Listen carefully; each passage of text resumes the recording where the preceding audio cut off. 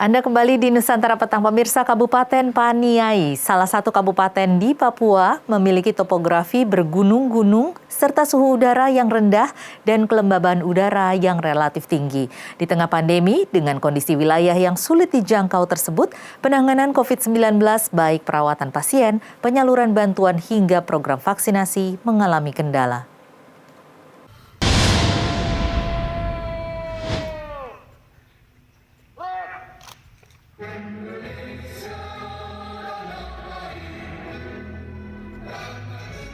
Kabupaten Paniai pada awal terbentuk terdiri dari 11 distrik.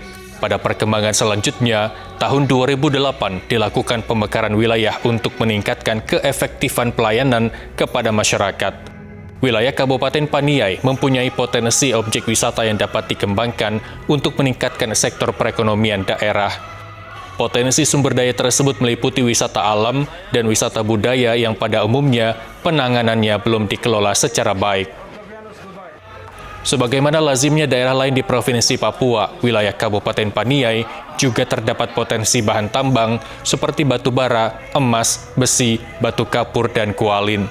Di samping itu, yang kini menjadi sorotan adalah bagaimana penanganan COVID-19 di sana, baik soal fasilitas kesehatan untuk perawatan pasien, aksesibilitas penyaluran bantuan, hingga bagaimana mewujudkan kelancaran program vaksinasi pemerintah pusat.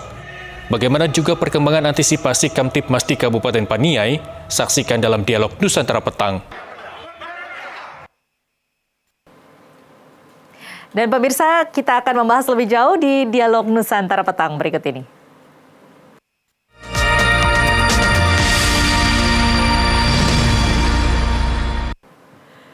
Kami sudah terhubung melalui sambungan telepon dengan AKP Mardi Marpaung, Wakapolres Paniai. Selamat malam waktu Papua, Pak Mardi. Selamat malam Mbak Tasya, selamat sore untuk bagian barat. Iya Pak Mardi, semoga selalu sehat ya. Alhamdulillah, sehat walafiat kami di Paniai ini. Iya, ini tadi kalau kita lihat tayangannya cukup meriah juga perayaan hari ulang tahun Republik Indonesia kemarin. Ini bagaimana perayaan di sana? Ya, perlu kami sampaikan kepada pemirsa dan juga untuk studio bahwa pelaksanaan upacara proklamasi ke-76 kemerdekaan Republik Indonesia di Kabupaten Paniai umum, aman, tertib, dan kondusif, Mbak. Iya, ini kalau seperti kita ketahui begitu ya Pak ya, dengan sangat prihatin beberapa tahun belakangan kan di periode pertama pemerintahan Joko Widodo memang terjadi sedikit masalah di sana begitu ya.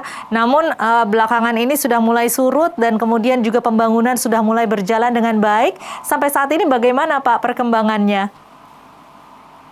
Untuk kabupaten pembangunan berjalan dengan baik dengan program Pak Bupati, Pak Meki Nawipa ini cukup menyentuh masyarakat dalam hal untuk meningkatkan perekonomian dan kesejahteraan masyarakat di Kabupaten Paniai, Mbak. Iya, situasi keamanan dan ketertiban di sana bagaimana, Pak?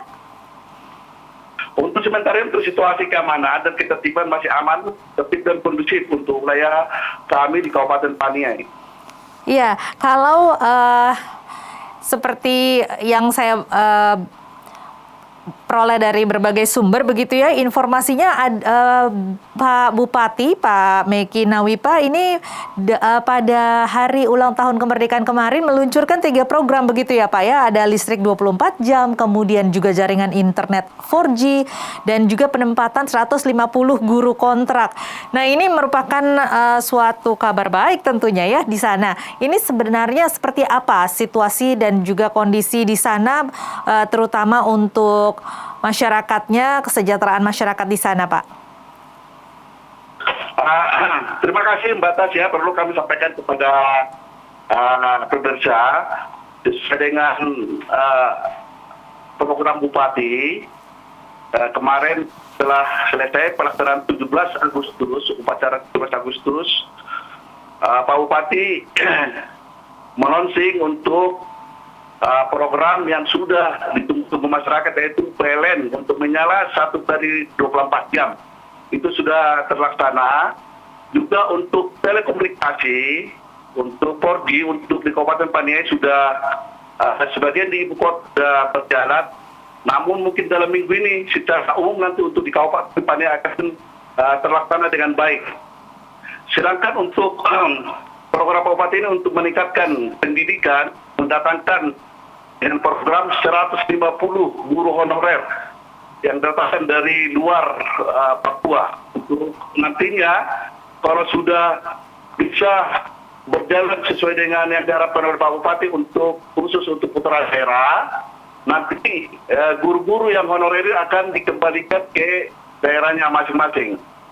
Sedangkan untuk kesejahteraan masyarakat, program Pak Bupati cukup menyentuh masyarakat dengan adanya program untuk seperti perkebunan kopi, peternakan, dengan perikanan. Ini sudah berjalan program Pak Bupati supaya mungkin nanti masyarakat akan merasakan 3 tahun ke depan akan dirasakan oleh masyarakat dengan hasil yang sudah ditanamkan program oleh Bapak Bupati. Demikian Mbak Tasya. Wah, kami turut senang Pak. Selamat dengan segala infrastruktur maupun juga fasilitas, sarana dan prasarana yang saat ini sudah tersedia. Kami memang mungkin banyak sekali masyarakat Indonesia yang saat ini belum mengetahui bagaimana kondisi di Papua, di provinsi paling timur di Indonesia, terutama mungkin di Kabupaten Paniai. Ini bagaimana dengan situasi dan kondisi masyarakat di sana, bagaimana kehidupan masyarakat di sana, dan juga bagaimana dengan lingkungan alam di sana. Mungkin Bapak bisa ceritakan sedikit. Terima kasih. Untuk kami ceritakan, kami di Kabupaten Paniai ini kalau dari ketinggian dari permukaan laut sekitar 1.700-1.800 meter. Jadi untuk wilayah Kabupaten Paniai ini 24 distrik dengan 216 kampung dengan geografis yang cukup. Ada yang gunung, masyarakatnya tinggal di gunung, ada yang di lembah. Sedangkan kami di Kabupaten Paniai ini yang bisa dilalui dengan jalan darat ya sekitar 4 kabupaten, 4 distrik. 4 distrik yang bisa kita lalui dengan jalan darat. Sedangkan yang lain ada lewat motor Johnson, lewat danau, dan juga jalan kaki, dan lewat heli ataupun pesawat. Adanya program yang sudah ditanamkan oleh Bapak Bupati ini untuk pembangunan sudah berjalan dengan kesejahteraan masyarakat dan dari geografis ini untuk secara umum di wilayah ibu kota yang satu distrik yaitu distrik Paniai Timur. Perkembangan dan perekonomian berjalan sebagaimana kita harapkan demi untuk masyarakat yang ada di Kabupaten Paniai, Mbak. Baik. Nah, ini tentunya dengan adanya pandemi COVID-19 juga tidak tentunya terdampak begitu ya, banyak masyarakat yang di Papua yang juga ikut terpapar COVID-19. Nah, sampai saat ini seperti tayangan kita tadi juga terkendala juga vaksinasi dan juga penanganan COVID-19 dengan adanya area yang bergunung-gunung. Ini bagaimana sampai saat ini penanganan COVID-19 Pak di sana? Terima kasih. Perlu kami sampaikan sesuai dengan perhitungan untuk Satgas yang diperkasai oleh Bapak Bupati. Jadi kita untuk penanganan COVID-19 masih berjalan sebagaimana kita harapkan. Seperti yang saya ceritakan tadi untuk wilayah kami 24 distrik atau kecamatan dengan 216 kampung, sedangkan untuk di ibu kota kabupaten 1 distrik.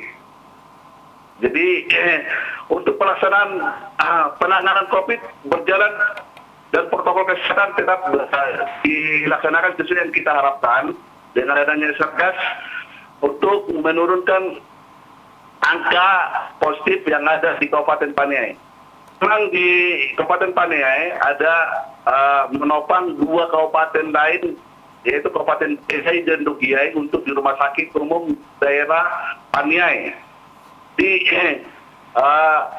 penanganan kita secara berkala tetap berjalan karena sudah ada tim yang sudah ditunjuk Bapak Bupati untuk menangani masalah pandemi COVID-19 di Kabupaten Paniai. Untuk demikian yang bisa kami sampaikan Pak Tasya.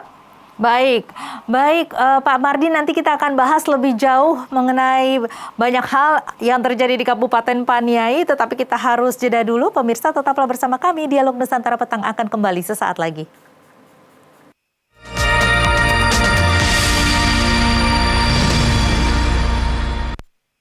Anda kembali di Dialog Nusantara Petang. Kita masih berdialog bersama AKP Mardi Marpaung, Wakapolres Paniai, Papua. Selamat sore Pak Mardi, masih bersama kami. Selamat sore. Iya Pak Mardi, tadi Anda mengatakan sudah menjelaskan mengenai bagaimana penanganan COVID-19 di sana. Ini kan memang sempat melonjak ya pada Juli lalu, ada total 68 orang terkonfirmasi positif COVID-19. Nah kalau saat ini sudah dibentuk tim untuk menanganinya, kemudian bagaimana dengan vaksinasi, perkembangan vaksinasi hingga saat ini? Terima kasih.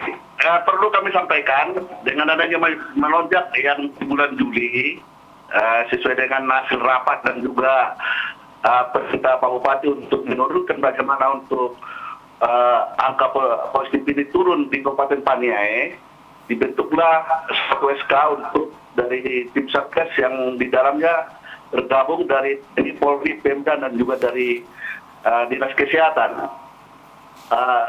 Dalam kesempatan itu tetap dari Satgas melakukan testing dilakukan secara massal dengan menggunakan rapid test antigen selama 2 minggu.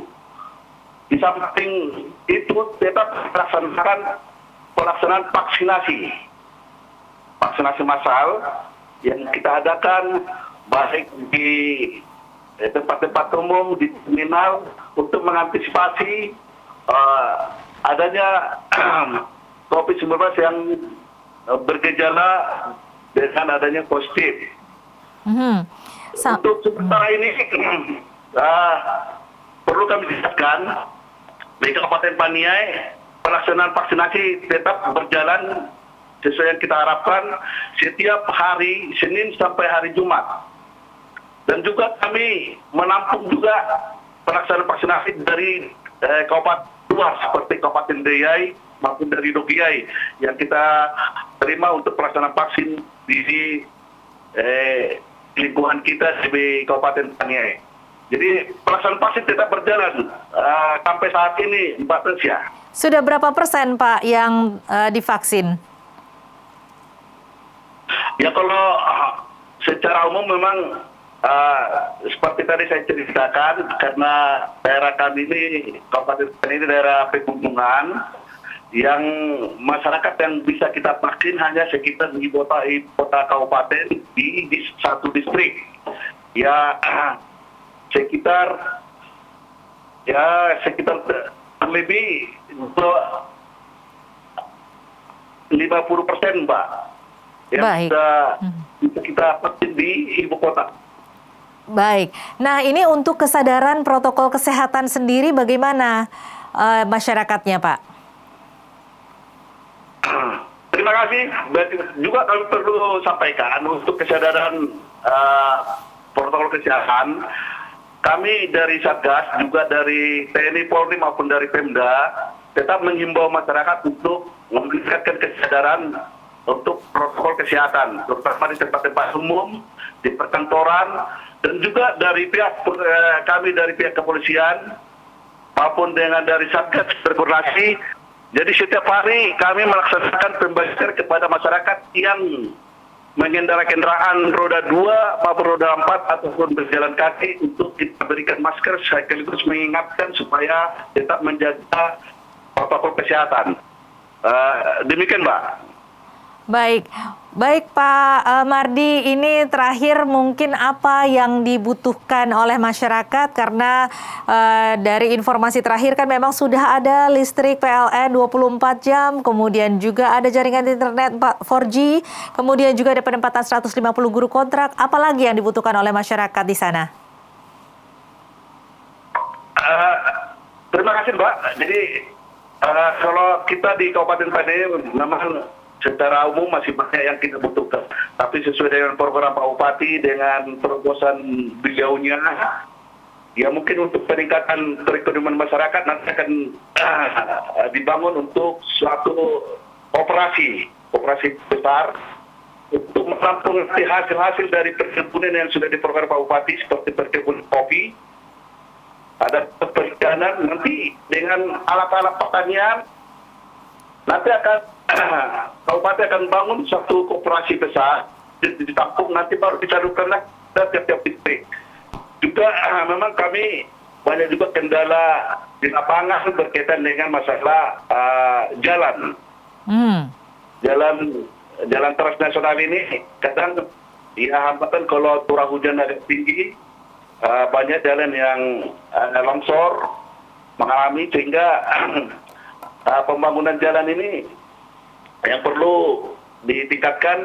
Sedangkan nanti untuk yang perlu kami di Kabupaten Paniai ini ya untuk komunikasi, mudah-mudahan dalam 1 minggu sesuai dengan permintaan Pak Bupati kepada pihak Telkomsel akan selesai, ya supaya bisa untuk masyarakat baik secara belajar online, untuk komunikasi ataupun untuk secara online untuk menawarkan hasil-hasil bumi perkebunan, dan juga nanti kami karena di daerah kami ada danau juga untuk wisata. Ini nanti kita publikasikan supaya nanti mungkin dari luar datang wilayah kami Kabupaten Paniai yang di tempat pegunungan ini, dan ya supaya masyarakat juga bisa merasakan kesejahteraan dan juga penerangan sampai ke desa-desa yang sudah diprogram oleh Pak Bupati, supaya semua masyarakat dapat menikmati penerangan lewat PLN. Demikian Mbak yang bisa kami sampaikan. Baik Pak Mardi, kami juga semuanya tentu mengharapkan bahwa pembangunan di Papua khususnya di Kabupaten Paniai, baik listrik kemudian juga sarana dan prasarana lainnya, pembangunan jalan dan lainnya juga bisa berjalan dengan lancar, serta potensi dan kekayaan alam di sana bisa dimanfaatkan sebesar-besarnya untuk kesejahteraan masyarakat di sana ya Pak ya. Terima kasih Pak Mardi. Terima kasih Pak, amin, itu yang kita harapkan Mbak. Baik, terima kasih Pak.